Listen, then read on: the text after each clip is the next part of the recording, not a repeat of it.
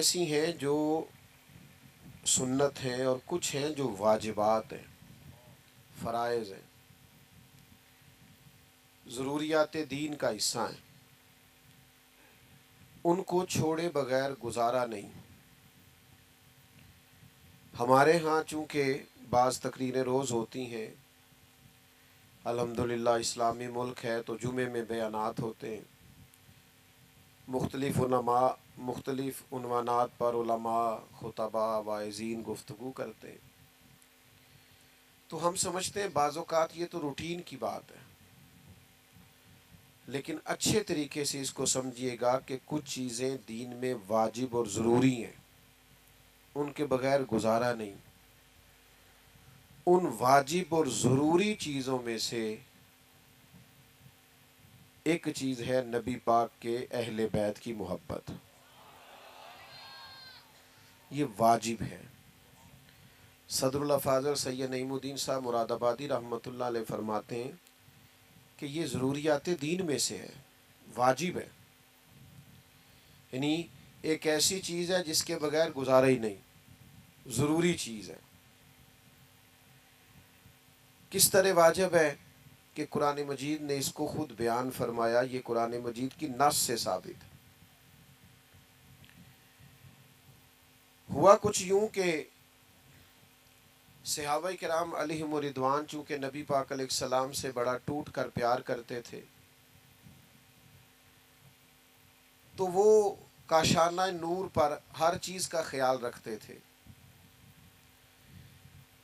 انہوں نے ایک دن دیکھا کہ نبی پاک علیہ السلام کے ذمے ازواج مطہرات کے اخراجات ہیں، 4 شہزادیاں ہیں، حضور کے نواسے نواسیاں ہیں، مہمان آتے ہیں، ایک بڑا خرچ ہے۔ تو انہوں نے اپنی محبت سے، اپنی غلامی سے ایک ارادہ کیا کہ ہم نہ ہر مہینے کچھ نذرانہ جمع کر کے سرکار کی بارگاہ میں پیش کیا کریں گے۔ یہ نوجوان زیادہ توجہ کریں میری بات پر۔ جب وہ نذرانہ لے کے حضور کی بارگاہ میں حاضر ہوئے نا، تو انہوں نے عرض کی کہ یا رسول اللہ صلی اللہ علیہ وسلم، آپ نے ہم پر بڑے احسانات فرمائے ہیں، آپ نے بڑی تبلیغ فرمائی ہے، آپ نے بڑی کرم نوازیاں کی ہیں، آپ کی وجہ سے ہمیں ہدایت کا نور ملا ہے، ہم اس کا کچھ بدل تو نہیں دے سکتے، لیکن یہ کچھ نظر ہر مہینے ہم آپ کی بارگاہ میں پیش کریں گے اگر آپ قبول فرمائیں۔ ابھی صحابہ، حضور کے غلام یہ کہہ ہی رہے تھے کہ اللہ تعالیٰ نے قرآن مجید نازل فرما دیا، فرمایا قُل لا اسألکم علیہ اجرا الا المودۃ فی القربی۔ اے محبوب علیہ السلام، آپ اپنے غلاموں سے فرما دیں کہ میں تبلیغ دین پر تم سے کوئی اجر نہیں مانگتا، الا المودۃ فی القربی، بس میرے قریبیوں سے محبت کرتے رہنا، ازواج مطہرات سے، میری شہزادیوں سے، حسنین کریمین سے، مولا علی سے، میرے قریبیوں سے پیار کرنا۔ نوجوانوں، آج چونکہ دین کے معاملات میں بحثیں بہت ہوتی ہیں، تو بعض جو بڑے نکھرے اور واضح موضوعات تھے ان کو بھی لوگوں نے الجھا دیا۔ یہ بڑا سیدھا سادہ سا موضوع ہے، اس میں الجھنا نہیں ہے۔ ہم نے حضور کے جمیع صحابہ سے محبت کرنی ہے اور حضور کی اولاد کے بچے بچے سے پیار کرنا۔ آج تو لوگ بڑے دعوے دار بنتے ہیں نا، اور اپنے تئیں بڑے محب اہل بیت بنتے ہیں، لیکن جو انداز محبت اہل بیت کا فاضل بریلوی رحمۃ اللہ علیہ نے اختیار کیا وہ کہیں اور نہیں ملتا۔ اعلیٰ حضرت فرماتے ہیں تیری نسل پاک میں ہے بچہ بچہ نور کا، یعنی ایک ایک بچہ، اور نسل نہیں، نسل پاک، تیری نسل پاک میں ہے بچہ بچہ نور کا، تو ہے عین نور، تیرا سب گھرانہ ہی نور کا۔ تو ان لوگوں کا اپنے دل کے اندر احترام پیدا کریں، پیار پیدا کریں، ان کے لیے جذبات عقیدت کے رکھیں۔ ہمارے دلوں میں ہماری اولاد کا پیار ہوتا ہے، اور بڑی اچھی بات ہے. بزرگوں کا والدین کا پیار ہوتا ہے, بڑی اعلیٰ بات. جائز طریقے سے کمائی ہوئی کمائی کا بھی پیار ہو تو اچھی بات ہے. آپ کے پاس کوئی ذمہ داری ہے, کوئی خیر کا کام ہے, آپ محبت کرتے ہیں, اچھی بات ہے. لیکن یہ ساری محبتیں دل میں موجود ہے, ٹٹولو تو صحیح ہے. کیا حضور کی اولاد کی محبت بھی موجود ہے؟ اس پر غور کریں. بہت ساری ابحاث میں اصل چیزیں میں پھر آپ کے ذہنوں پر دستک دیتا ہوں. دل سے پوچھنا, کیا امام حسن کے نام پر وجود میں کوئی کپکپاہٹ طاری ہوتی ہے؟ کیا امام حسین کا نام پاک آئے تو خون میں کچھ گردش محسوس ہوتی ہے؟ کیا مولا علی سیدہ پاک کے مقدس ناموں سے ہمارے اوپر وجدانی کیفیت آتی ہے؟ یہ پیار کریں حضور کی اولاد سے, بحث نہ کریں. اور ایسے لوگوں سے بھی بچیں جو ہمیں بلا وجہ کا الجھاتے ہیں. ہم ان کے غلام ہیں, ہم نے غلامی کرنی. ہم حضور کی اولاد پاک کا صدقہ کھاتے ہیں, ہماری اولادیں پلتی ہیں. ہمیں وہ غلامی کرنی ہے, عقیدتوں کے, احترام کے, محبتوں کے رشتے قائم رکھنے. دیکھو حضور کس ترتیب سے اپنی اولاد کی محبت بیان کرتے ہیں. نبی کریم علیہ السلام فرماتے ہیں اللہ سے محبت کرو, تمہیں نعمتیں دیتا ہے, تمہیں رزق دیتا ہے. یہ ذرا فلسفہ سمجھیے گا. اس حدیث پاک میں جو خاص جاذبیت ہے, جو حکمت اور دانائی ہے, اس پر غور فرمائیے. کریم فرمانے لگے اللہ سے محبت کرو, وہ تمہیں رزق دیتا ہے, اور مجھ سے محبت کرو, میں اللہ کا رسول ہوں, میں اس رب کا رسول محبوب ہوں, مجھ سے پیار کرو. اور کریم فرمانے لگے میری اہل بیت سے محبت کرو, کیونکہ میری اولاد ہے, میری اولاد, اس سے پیار کرو. یہ محبت اس لیے ہے کہ وہ نبی پاک کی اولاد. اور ہم تو وہ لوگ ہیں جو اپنے استادوں کے بچوں کا بھی احترام کرتے ہیں. نہیں سمجھ آئی؟ اب ماشاءاللہ جتنے آپ اندر بیٹھے ہیں اتنے ہی باہر کھڑے ہیں. یہ بھی کمال کی بات ہے کہ اندر مزید آ سکتے تھے, لیکن ہمارے بعض دوست ایسے ہوتے ہیں جو بعض اوقات بے ترتیب رہنا پسند کرتے. شاید انہوں نے کہیں سے شعر سن لیا ہوگا کہ قدر کھو دیتا ہے ہر روز کا آنا جانا, بڑی دلچسپ ہوتی ہیں بے ترتیب ملاقاتیں. ان کا بے ترتیب اور میری جماعت میں بے ترتیب رہنا ویسے ہی کو پسندیدہ ہے. ہمارا مزاج ہے نا, آمدام برسر مطلب. بہرحال آپ جہاں بھی کھڑے ہیں, بڑی تعداد میں کھڑے ہیں, اور اس موسم میں کھڑے ہیں, اور اتنے شارٹ نوٹس پہ اتنے لوگ آئے ہیں, لگتا یہ ہے کہ یہ اللہ کا فضل ہے کہ حضور کی اولاد کے نام پر اتنے لوگ جمع ہو گئے. اب آپ غور فرمائیے اور سمجھیے. ہم تو اپنے استادوں کی اولاد کا بڑا احترام کرتے ہیں, اپنے مشائخ کی, پیروں کی اولادوں کا احترام کرتے ہیں. کیوں؟ کہ ہمیں ہمارے بزرگوں نے بتایا کہ اصلہ نال جے نیکی کریے وہ نسلاں تاک نہیں بھول دے. کسی اصل پر احسان کرو نا تو وہ کئی نسلوں, اپنی اگلی نسل کو بھی بتا کے جاتا ہے یہ میرا محسن ہے. اصلاں نال جے نیکی کریے تے نسلاں تاک نہیں بھول دے. ہاں بے اصلاں نال نیکی کریے, بے اصلاں نال نیکی کریے تے پھل کنڈیاں نال تول دے, پھر حالات خراب ہو جاتے. بلکہ کسی نے یوں بھی کہا کہ بے اصلاں نال نیکی کریے تے پٹھیاں چالاں چل دے, وہ الٹ کام کرتے.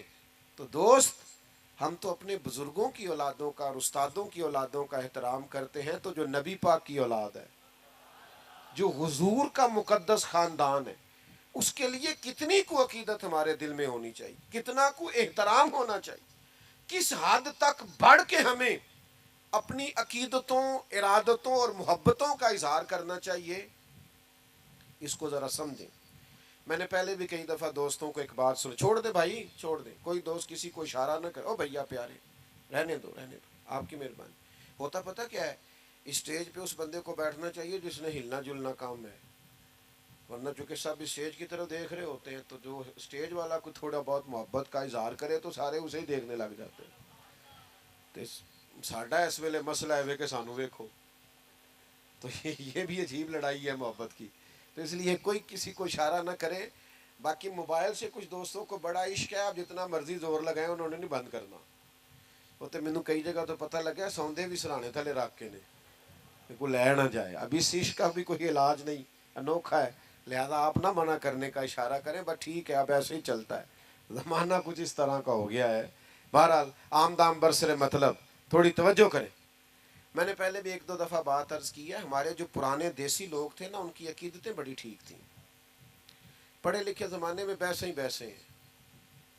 پرانے لوگوں کی نا والد صاحب نا بڑی عید پہ چاول لائے, ابا جی چاول بڑے اچھے تھے. تو یہ پرانے لوگ جانتے ہیں کہ سیمپل کہتے تھے, جو نیا چاول آتا تھا نا 2 کلو یہ سیمپل پہلے پکا کے دیکھ لو. پہلے سیمپل آیا, اماں جی نے پکائے, بڑی تعریف کری, کہا بڑا لمبا چاول ہے, بڑا خوشبودار ہے اور بڑا پھول گیا ہے پک کے, بڑا مزیدار ہے. ابا جی پھر وہ خرید لائے, بڑی عید پہ چاول آئے. تو ایک دو دفعہ پکے, پھر دوبارہ دوسرے چاول پکنے لگ گئے جو پہلے سے گھر میں موجود تھے. تو والد صاحب میری اماں جی سے کہنے لگے کہ وہ چول کتنے نہیں, سانو پھر وہی دینے شروع کرتے ہیں. تو میری والدہ چپ کر گئیں. سادے اور کم پڑھے لکھے لوگوں کے اندر جو عقیدتیں بڑی انوکھی تھیں, کہنے لگی وہ چول بڑے سونے سن, میں رکھ چھڑے نے 10 محرم نو امام حسین دی نیاز پکاواں. مکان کچے عقیدے پکے, مکان کچے عقیدے پکے. یعنی چاول بھی دینا ہے ان کی نیاز میں تو ستھرا دینا.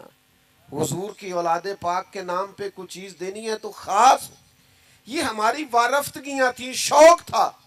اب ساری محبت صرف سٹیٹس میں ہے, سٹیٹس لگا دو 10 محرم کا, اب فلان کر دو. ہر چیز آپ کی وہ خاص ارادت کہاں. کاش یکم محرم سے 10 محرم تک آپ ایک سپارہ پڑھتے اور کہتے یہ میں امام حسین کو نظر پیش کروں گا.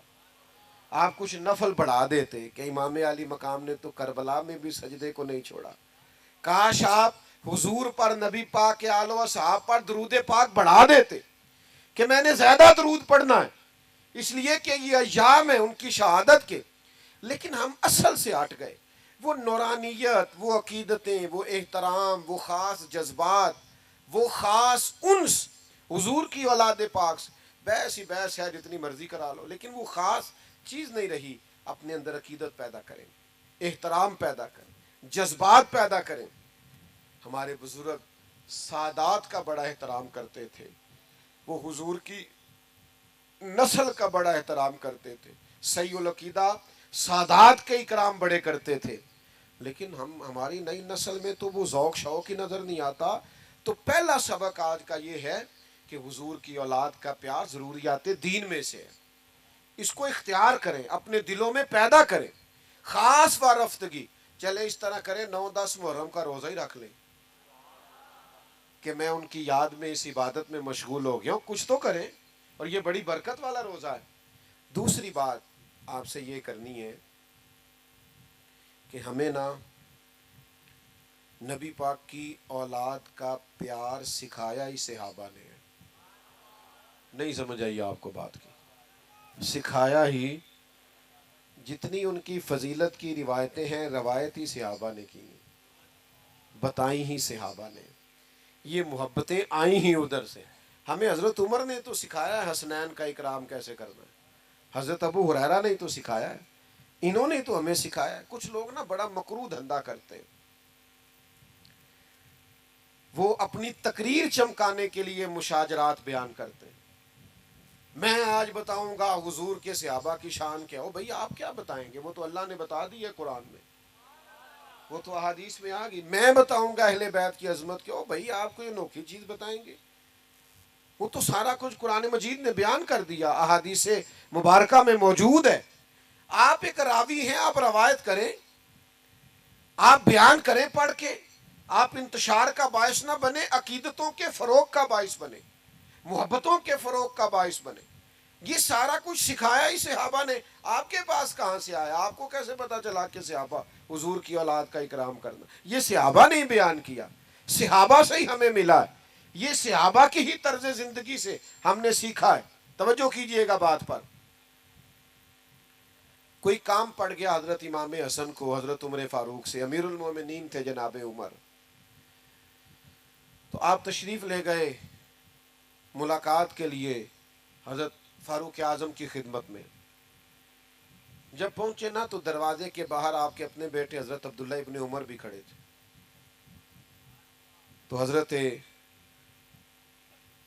इमाम हसन रदी अल्लाह ताला अन्हु जनाब फारूक आज़म के साहिबजादे से कहने लगे, आप यहाँ क्यों खड़े हैं?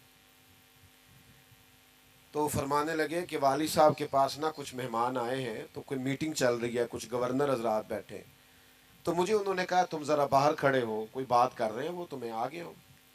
तो इमाम हसन फरमाने लगे ठीक है, मैं भी ज़ोहर के वक़्त मस्जिद में मिल लूँगा, मुझे कोई काम था। तो हज़रत अब्दुल्ला फरमाने लगे नहीं, आप चले जाएं, आप तो हुजूर के शहजादे हैं। उन्होंने कहा नहीं वो मसरूफ़ हैं। उन्होंने कहा भी, लेकिन इमाम हसन वापस तशरीफ़ ले गए। जब जनाब उमर फारिग हुए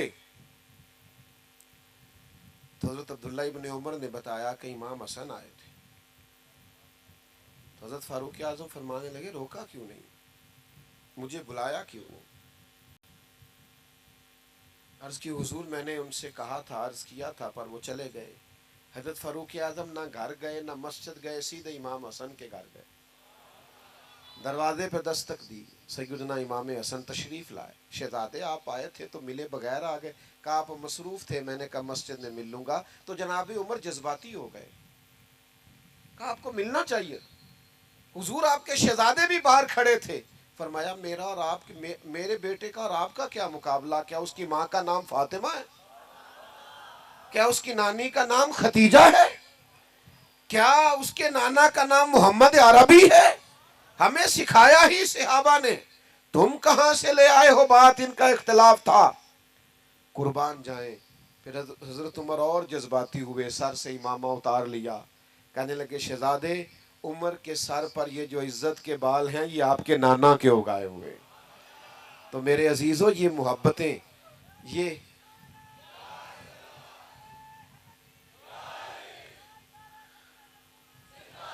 हमें सिखाया ही हुजूर सहाबा ने। तो जब तक सहाबा के दरवाजे पे हाजिरी नहीं दोगे, अहले बैत की मोहब्बत का पता कैसे चलेगा? अदब का पता कैसे चलेगा? उनकी मोहब्बतों का पता कैसे चलेगा? अल्लामा इस्माइल रहमतुल्लाह अलैह ने एक बात लिखी, फरमाते एक दिन हुजूर अलैहिस्सलाम तशरीफ फरमा थे, तो जिस कमरे में हुजूर जलवा फिराज थे ना, वहां जगह कुछ कम थी और सहाबा बिल्कुल हुजूर के मुकद्दस कदमों में आके बैठे हुए थे। और बाहर भी जहां तक जगह थी, कोनों में दीवारों से लग लग के सहाबा बैठे थे। अचानक ऐसा हुआ कि मौला अली शेर खुदा तशरीफ ले आए। हर सहाबी चाह रहा था मैं उठ के मौला कायनात को जगा दूं, क्योंकि सब जानते थे अली की मोहब्बत ईमान है, इनका बुग़्ज़ निफाक है। हर एक चाह रहा था मैं उठूं, अपनी जगह छोड़ूं, गुंजाइश बनाऊं और शेर खुदा को बिठा दूं। कुर्बान जाइए, सारे ही चाह रहे थे, पर पता है सबसे पहले कौन उठे? जो नबियों के बाद सबसे बड़ा दर्जा रखते हैं। अफदलुल बशर बादल अंबिया बित्तहकीक हजरत अबू बकर सिद्दीक। जनाबे सिद्दीक अकबर सबसे पहले उठे, अपनी जगह खाली की, मौला अली का बाजू थामा, अपनी जगह पे बिठाया। अब सहाबा का मजमा है, हुजूर जलवा फिराज हैं, कोई तबसरा कर ही नहीं सकता।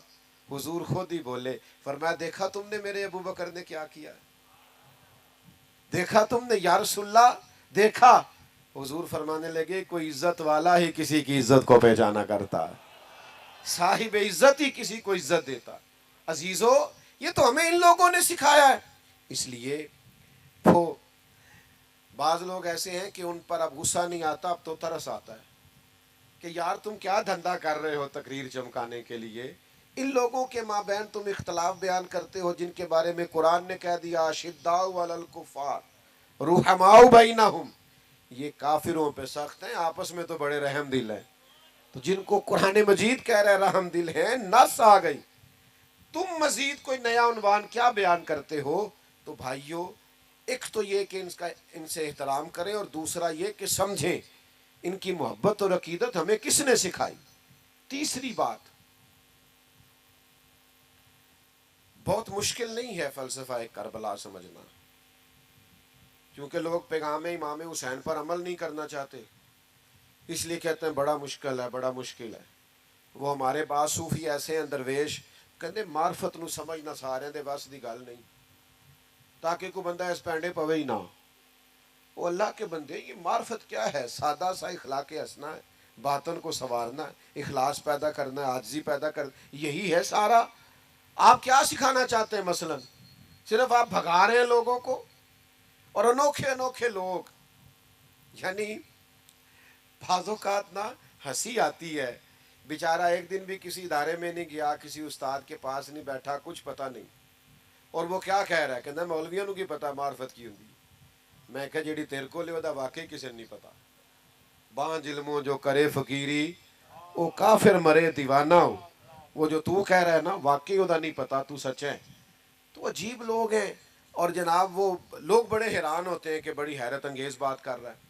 تو سمجھ لینا ہے، آپ نے غور کرنا ہے کہ واقع کربلا واضح ہے امام حسین رضی اللہ تعالیٰ عنہ کا مقصد واضح۔ امام حسین نکلے تھے کہ ظلم نہیں کرنے دیں گے، جبر نہیں کرنے دیں گے، بربریت نہیں کرنے دیں گے، غیر اخلاقی انداز نہیں اختیار کرنے دیں گے، کوئی بادشاہ جبر کے زور پر اگر مسلط ہوگا تو مسلط نہیں ہونے دیں گے۔ ظلم و جبر و بربریت کے خلاف نکلے امام حسین۔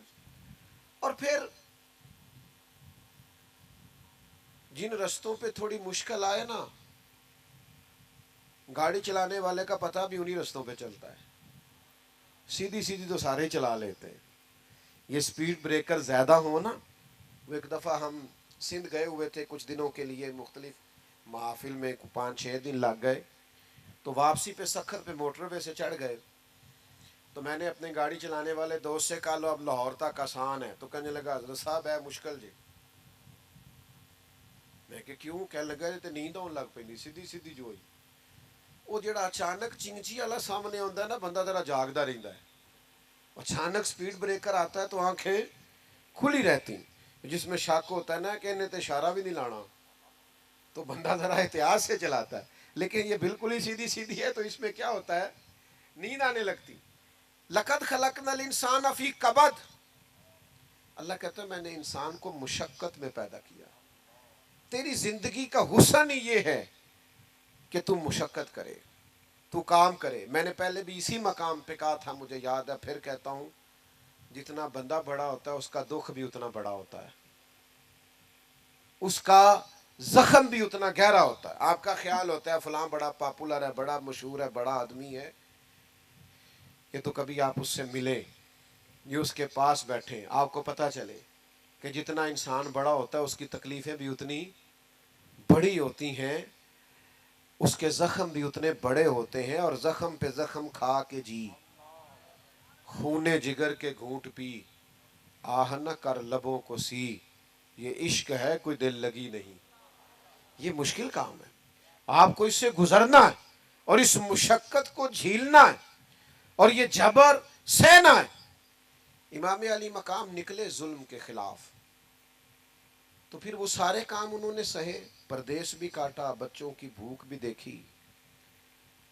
4 چیزیں امام حسین نے ہمیں سکھائی ہیں کربلا میں، ویسے تو بڑا کچھ سکھایا ہے آج کی بزم کے لیے۔ سب سے پہلے امام حسین نے ہمیں سکھایا ہے کہ جو چیز جیتا کرتی ہے وہ صبر ہے، جس چیز میں اللہ کی مدد شامل ہوتی ہے وہ صبر ہے۔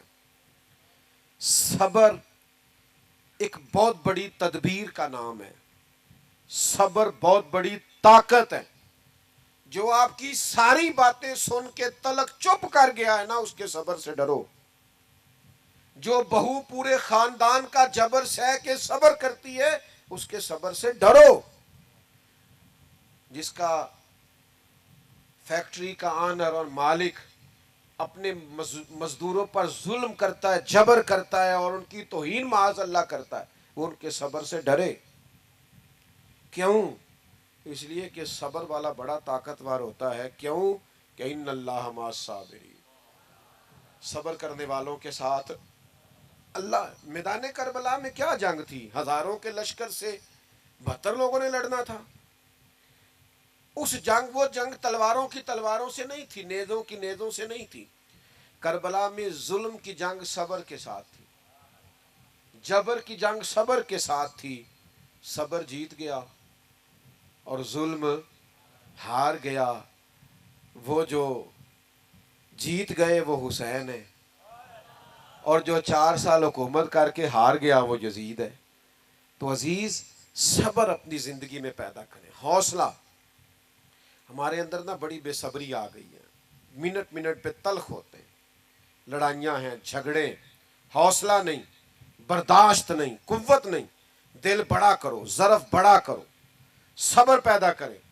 आपको महसूस होगा कि आप ताकतवर होते जा रहे हैं। दूसरी बात हमें इमाम हुसैन ने करबला में सिखाई है इस्तिकामत। मुझे एक बच्चा कहने लगा कि मैं बड़े काम करना, कोई भी तोड़ नहीं चढ़ता। मैं क्या, तू बड़े रहन दे, कोई एक ही काम कर, लेकिन इस्तिकामत से कर। पत्थर भी कहीं पड़ा रह जाए ना मुस्तकिल, तो उस पर मिट्टी चढ़ती रहती है, वो ताकतवर हो जाता है, वजनी हो जाता है। एक कतरा भी, एक कतरा कतरा टूटी से गिरे ना, नल कभी लीक हो जाए, कतरा कतरा गिरे तो नीचे पत्थर भी हो ना, गिरे जरा मुस्तकिल, उसमें भी सुराख कर देता है। हालांकि पानी से पत्थरों में सुराग, लेकिन सुराख क्यों हो गया कि वो मुस्तकिल गिरा है। आप कोई काम मुस्तकिल करेंगे तो फतह याब हो जाएंगे, लेकिन हम क्या करते हैं, सुबह इरादा और है और दोपहर को प्रोग्राम और है और शाम को बिल्कुल ही और है, तो फिर कोई काम नहीं होता। मुस्तकिल आप काम करें, मुस्तकिल बुनियादों पर। चीज़ें आएंगी आपको कमज़ोर करेंगी, कभी औलाद, कभी माल, कभी वतन, लेकिन इमाम हुसैन से सीखो ना। इमाम अली मकाम एक जगह भी कमज़ोर नहीं पड़े। सैयदना इमाम हुसैन रदी अल्लाह ताला अन्हु इतने ताकतवर रहे कि उन्हें अपने प्यारों की मैयतें भी उठा के लानी पड़ी, तो फिर भी वो इस्तकामत के साथ खड़े रहे। कहीं खड़े तो हों, ज़रूरी नहीं है हालात हमेशा आपके मुताबिक ही हों, हालात ऊपर नीचे होते रहते हैं। वो एक बुजुर्ग थे, अपनी औलाद की तरबियत सख्त बुनियादों पर करें। बच्चों की सारी ख्वाहिशात पूरी करना बाज़ौक़ात उनके साथ ज़्यादती होती है। जी मैं जो इन्होंने कहा है मैंने ला के दी है, आपने गलत किया भैया। आपको कुछ चीज़ें नहीं भी देनी चाहिए थी, ताकि ज़िंदगी में अगर इन्हें कभी कुछ चीज़ ना मिले तो इनके दिल ना टूटे। इनको सब्र करना भी आए, हौसला भी करना है। कभी कभी आपको इनकार भी होना चाहिए। यानी वो कुछ लोग ऐसे होते हैं जिनका पता होता है उनको इनकार भी कर दिया ना, जा तेरे हाल नहीं होना, आते हो अपने, उन्हें मुड़ भी जाना किधरे नहीं, तो नहीं जाता बंदा। कई दफ़ा नहीं बुलाता, नहीं जाता, नहीं ज़्यादा मुलाकात करता, पता है बंदा अपना है। तो कुछ ऐसे ताल्लुकात होते हैं जो किसी कीमत पे टूटते नहीं। तो कुछ ऐसा करे कि औलादों की सख्त बुनियादों पर तरबियत करे। देखे ना, हुजूर सैयद आलम सल्लल्लाहु अलैहि वसल्लम ने तरबियत की है अपनी औलाद की, तो किन बुनियादों पे सरवरे कायनात ने तरबियत की।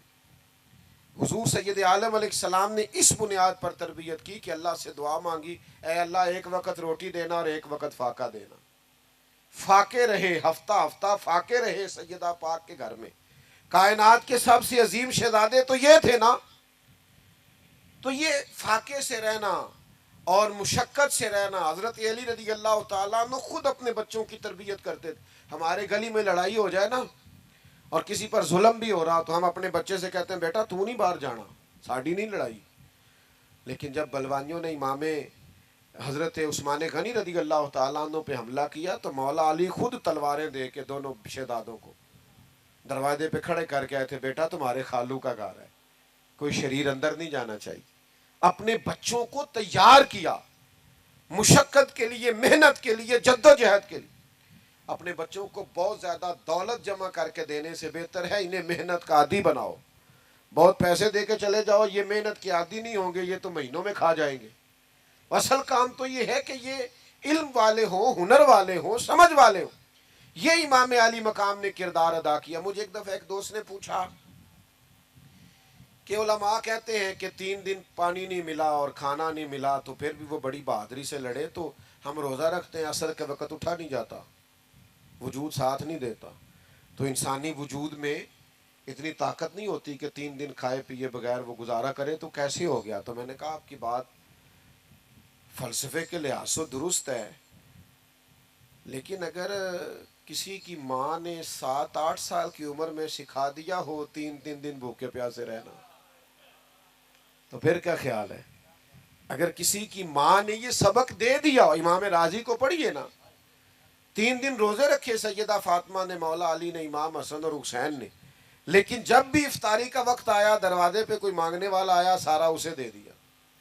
3 دن مسلسل روزہ ہے، اور افطار کے لیے کوئی خاص بندوبست نہیں ہے، تو جن کو 7.5-8 سال کی عمر میں عادت تھی نا میرے بھائی 3 دن بھوکا پیاسا رہنے کی، انہیں پھر کربلا میں بھوکا پیاسا رہنا پڑا تو مشکل درپیش ہی کوئی نہیں آئی، ان کو کوئی تکلیف۔ لیکن جن لوگوں کو عادت ہے کہ مجھے اگر 10 منٹ کے اندر اندر نہ ملا تو میں گھر کی فلانی چیز توڑ دوں گا، تو بھئی وہ لوگ پھر میدانوں میں کھڑے نہیں رہ سکتے، یہ حوصلے ہمت کرنی پڑتی ہے۔ چوتھی بات جس پر میں اپنی گفتگو کو سمیٹ دوں گا، امام حسین نے ہمیں ایک سبق دیا ہے کہ جیت وقتی نہیں ہوتی، جیت دائمی ہوتی ہے۔ میدان میں رہنا شرط ہے، جیت کے آنا شرط۔ جوانوں دیکھ رہے ہو میری طرف؟ یہ جو لوگ 6 مہینے کسی دینی کام میں لگ جاتے ہیں وہ کہتے ہیں انقلاب کیوں نہیں آیا۔ مجھے کچھ دوست کہتے ہیں آپ کو سالوں ہو گئے تقریریں کرتے، انقلاب کیوں نہیں آیا؟ میں کہتے ہیں نہیں نظر آؤں، مینوں تے آیا نظر آؤں ہے۔ یہ دیکھو نا، یہ بے موسم پھل ہے، جوان ہی جوان آئے ہوئے ہیں سارے، یہ انقلاب نہیں۔ یہ دیکھو کس طرح کھڑے ہیں چاروں جانب۔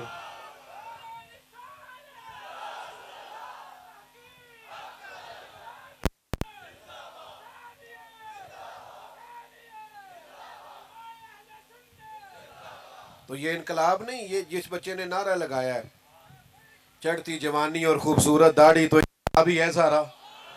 تو میرے بھائی آپ کس کو انقلاب سمجھتے ہیں؟ باقی جہاں تک اس بات کا تعلق ہے کہ آپ محنت کرتے ہیں تو دنیا کیوں نہیں بدلی، تو بھائی نوکر کا کام یہ ہے کہ مسجد ٹائم پہ کھولے، اذان ٹائم پہ دے، نمازی تو رب بھیجا کرتا ہے۔ تو ہم ڈیوٹی دے رہے ہیں اور اذانیں پڑھ رہے ہیں، وقت آئے گا اللہ دل بدل دے گا، حالات ٹھیک ہو جائیں گے، پر ہم نے نوکری نہیں چھوڑنی، ہم نے ڈیوٹی، سمجھ آ رہی ہے؟ ہم نے بات کرنا نہیں چھوڑنا، ہم نے ذکر کرنا نہیں چھوڑنا، ہم ذکر کرتے رہیں گے، انشاءاللہ دلوں میں اتر جائے گا، ایک وقت آئے گا تبدیلی آ جائے گی۔ اور مجھے تو دور دور سے لوگ ملتے ہیں، وہ کہتے ہیں وہ آپ اتنے سال پہلے آئے تھے، آپ نے بات کی تھی، یہ داڑھی میں نے آپ کے کہنے پہ رکھی ہوئی ہے۔ تو پھر میں سوچتا ہوں کہ یہ انقلاب نہیں تو اور کیا ہے؟ میرے جیسے سب سے گناہ گار کے کہنے میں اتنا برکت ہے، تو نیک لوگ بات کرتے ہوں گے تو کتنی برکت ہوگی۔ تو میرے عزیز، امام حسین نے ہمیں بتایا ہے کہ تم ڈیوٹی کر جانا، 4 سال یزید رہ بھی گیا نا تو انشاءاللہ تعالی نام حسین کا ہی رہے گا، انشاءاللہ وقت آئے گا کہ ذکر حسین کا ہی رہے گا۔ تو محنت کریں، فٹافٹ نتیجہ نہ مانگیں، محنت کر کے نتیجہ اللہ پہ چھوڑ دیں، انشاءاللہ کرم والا نتیجہ ہی آئے گا۔ اللہ میری اور آپ کی حاضری کو قبول فرمائے۔ بیٹھنا ہے جی، بیٹھنا ہے، بڑا سونا اجتماع ہے، پتہ نہیں کس کی دعا ہو جائے، میرا دل ہے آج دعا کریں سب کے لیے۔ اللہم صلی علی سیدنا و مولانا محمد معدن الجود والکرم وآلہ وبارک وسلم۔ کریم ہماری حاضری قبول فرما، ہماری حاضری قبول فرما، ہماری حاضری قبول فرما۔ جس محبت سے دوستوں نے بندوبست کیا اور جس خوبصورتی سے دوست آئے، ایک ایک پر اپنا فضل فرما۔ میرے اللہ بیماروں کو شفا عطا فرما، مقروضوں کو بارے قرض سے رہائی نصیب فرما، تنگ دستوں کے رزق میں وسعت فرما۔ اللہ بے اولادوں کو صاحب اولاد فرما، اولاد والوں کی اولاد کو فرما بردار بنا۔ میرے اللہ ہمارے گناہ معاف فرما، ہماری غلطیوں سے درگزر فرما، ہمارے علم کو نافع فرما، ہمارے اعمال کو صالح فرما، امت کی خیر فرما، امت کی خیر فرما، امت کی خیر فرما، عالم اسلام کی خیر فرما، پاکستان کی خیر فرما۔ اللہ ہم تیرے عاجز بندے ہیں، ہمیں اپنی بارگاہ کے بھرے خزانوں سے مالا مال فرما، کسی بھی دنیا دار کی محتاجی سے بچا، ہمارے حال پہ رحمت کی نظر فرما، دنیا ہو یا آخرت ہو ہماری پردہ پوشی فرما، پردہ پوشی فرما، پردہ پوشی فرما۔ رب اغفر وارحم وانت خیر الراحمین، وصلی اللہ تعالی علی النبی الأمی وعلی آلہ وصحبہ۔